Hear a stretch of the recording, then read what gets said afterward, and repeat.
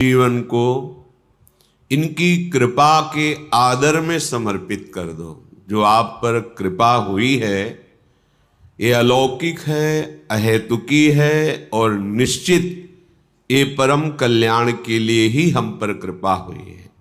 जब जिस जीव के आवागमन चक्र का अंतिम जन्म होता है तो उसे नाम रूप लीला धाम का महामहिम स्वरूप श्रवण कथन करने का सौभाग्य, संत समागम और आराधना उपासना पद्धति ये प्राप्त होती है।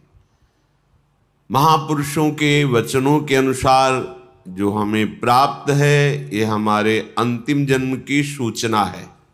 यदि हम कृपा का आदर करते हुए जो उपासना पद्धति मिली है उसमें अपने जीवन को अर्पित कर दे तो प्रियालाल की अहेतुकी कृपा से यह हमारा आखिरी जन्म होगा। दुख क्लेश अशांति सदा सदा के लिए मिट जाएंगे। श्रीपाद प्रबोधानंद जी महाराज कह रहे हैं, भ्रातर भोगा सुभुक्ता का इहि न भवता नापि संसार मध्ये विद्यादानाध्वराद्यैः कति कति जगति ख्याति पूजाद्य लब्धा अद्याहारे पियादृच्छिक उर्गुणवानप्यहो संवृतात्मा श्रीमद् वृंदावनेस्मिन् सतत मट सखे सर्वतो मुक्त संगः। हे भाई, यदि तुम्हारा मन ऐसा प्रलोभन दे रहा हो आपको कि ये भोग तो भोगा नहीं, अगर भोग लूं तो हमारा मन शांत हो जाएगा, ऐसी बात मत मानना। ये आपको फंसा रहा है, क्योंकि भ्रातर भोगा सुभक्ता का इह न भविता नापि संसार मध्य। कोई ऐसा भोग नहीं है जो तुमने संसार में भोग न लिया हो, क्योंकि तुम्हारे बहुत जन्म हो गए हैं। इस माया के प्रभाव से पूर्व स्मृति नष्ट हो जाने के कारण तुमको ऐसा लगता है कि अगर ये मैं भोग लूं तो मेरा मन शांत हो जाए, तो ये तुम्हारे साथ धोखेबाजी खेल रहा है। तुम्हारा अंतःकरण जो बुद्धि मन चित्त अहंकार है ये तुम्हारे साथ धोखेबाजी कर रहा है। जब इसे भोगों में उतारोगे तब ये फिर निर्णय करेगा। अंतःकरण इसमें वो नहीं, इसमें होगा सुख, इसमें नहीं इसमें होगा, पूरा जीवन बर्बाद कर देगा। कौन सा ऐसा भोग है जो तुमने उपभोग नहीं किया? सुभुक्ता खूब अच्छी तरह से भोगा है, पर इस माया ने ऐसे विस्मरण को प्रकट कर दिया है कि तुम्हें होश ही नहीं है। तुम्हें लगता है मैं पहली बार संसार में आया हूं तो पहली बार तो मुझे भोग लेना चाहिए। एक धनी घर के उपासक वैराग्य भावना से चलने की चेष्टा कर रहे थे तो परिक्रमा में मिलते थे। एक बार उन्होंने कहा, मेरा मन ऐसा कहता है, जैसा ये महापुरुष जन इशारा करते हैं कि एक बार तो मैं भोग के देख लूं तो अपने मन को समझा लूंगा। नहीं, ये ऐसी फिसलन है इसमें, जो फिसला तो गुरु कृपा हरि कृपा ही आपको पुनः चढ़ा सकती है, नहीं तो ये फिसलता ही चला जाएगा, पकड़ में नहीं आएगा। फिर आप ये उत्साह भी खो देंगे कि मुझे परमार्थ में चलना है। देख लेना, ये उत्साह भी खो देंगे। जैसे जैसे आप धर्मयुक्त विषयों का सेवन और अधार्मिक क्रियाओं का त्याग, वैसे वैसे आप में एक ऊर्जा शक्ति, एक अध्यात्म बल, निर्णय करने की शक्ति, दुखों को सहने की शक्ति, कोई तुम्हें परास्त नहीं कर सकता, ऐसा एक ओज तेज बल ये प्रकट हो जाएगा। ये जो आप निराश हताश उदास इसी मन की सलाह के कारण हुए हैं। इसलिए हे उपासक, हे भाई, तुमने सब भोग भोग लिए हैं, मन की इस चाल में मत फंसना। ये तुम्हारा जन्म केवल भगवत प्राप्ति के लिए है, प्रभु को रिझाने के लिए है। कभी मान बड़ाई में, कभी भोग वासना में, कभी शरीराभिमान में, कभी मोह ममता, ये ऐसे फंसाती रहती माया। विद्यादानाध्वराद्यैः कति कति जगति ख्याति पूजाद्य लब्धा। कभी कभी मन धर्म की आड़ में दान पुण्य आदि की भावना से अहंकार को पुष्ट कराने लगता है। अंतःकरण चतुष्टय में 4 धर्म है। बुद्धि का काम निश्चय करना है, मन का काम संकल्प विकल्प, चित्त का चिंतन, अहंकार का स्वीकार करना। मैंने ये कर्म किया, मैं ऐसा कर्म करूंगा, मैंने ये भोगा, आगे ऐसा भोगूंगा। ये जो अहंकार को पुष्ट करने के लिए धर्म की आड़ में दान पुण्य आदि करते हुए हम अहम को बढ़ावा देते, ये माया का फसाव है।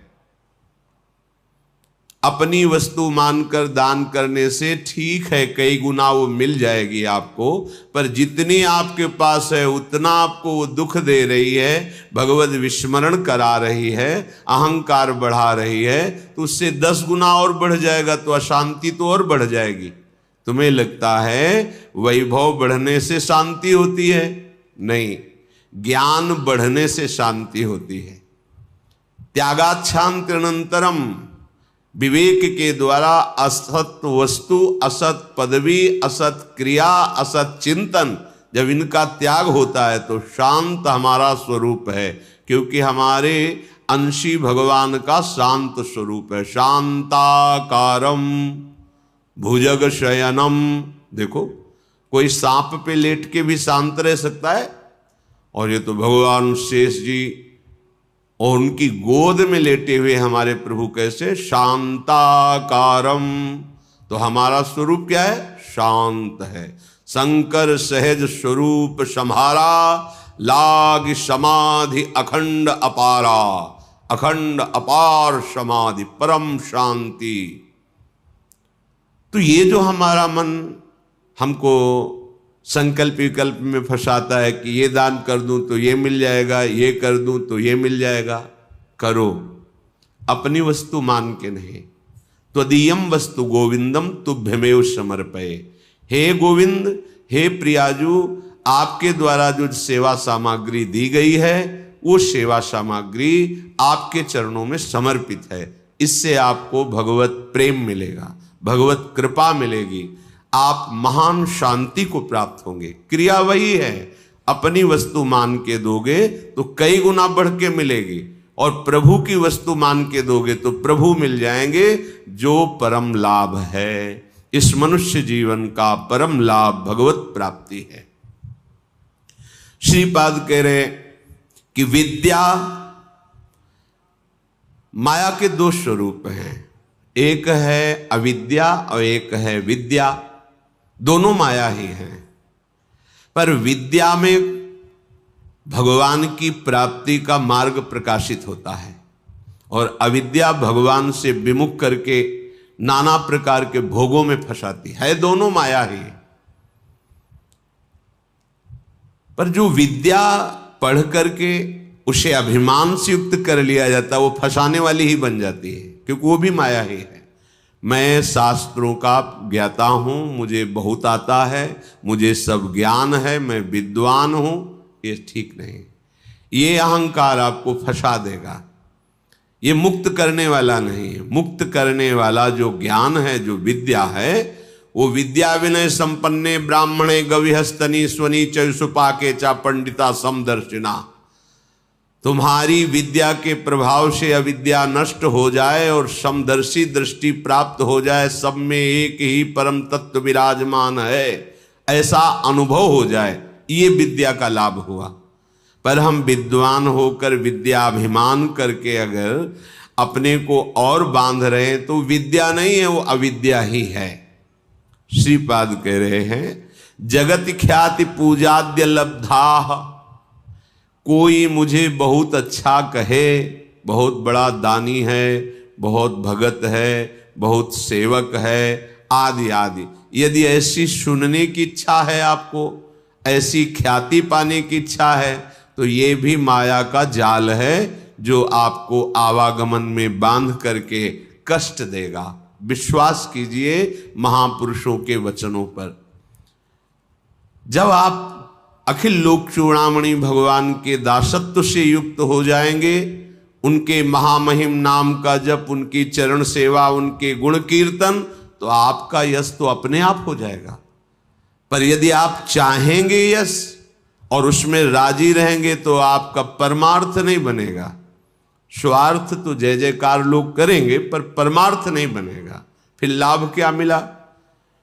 अद्याहारे पि यादृच्छिक उर्गुण वानप्य हो समृतात्मा। अब तुम हमारी बात मान लो, श्रीपाद कह रहे हैं अद्याहारे पि यादृच्छिक, भगवान की जैसी इच्छा हो, जो वो तुम्हें जिस परिस्थिति में रखे हैं उसमें संतुष्ट हो जाओ।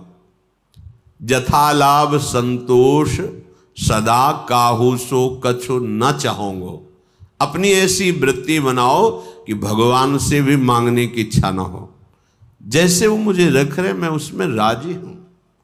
ये बहुत बड़ी उपलब्धि है, बहुत बड़ी सिद्धि है ये। इसी से सारी कामनाएं नष्ट हो जाती है। बिन संतोष न काम न साही और अछत काम सुख सपने नाही। बिना संतोष के कामना का नाश नहीं होता, और जब तक कामना रहती तब तक स्वप्न में भी जिसे सुख कहते हैं उसका अनुभव नहीं होता। जागृत की कौन कहे? आप कामना में ही सुख ढूंढ रहे हैं, और सिद्धांत कह रहा है कि अछत काम सुख सपने नाही। यदि हृदय में कामना है तो स्वप्न में भी सुख नहीं मिलेगा। कामना कैसे नष्ट होगी? बोले जथा लाभ संतोष सदा काहू सो कछु न चाहूंगो। मैं सदा संतोष धारण करूंगा कि मेरे प्रभु ने जैसा विधान कर दिया है हम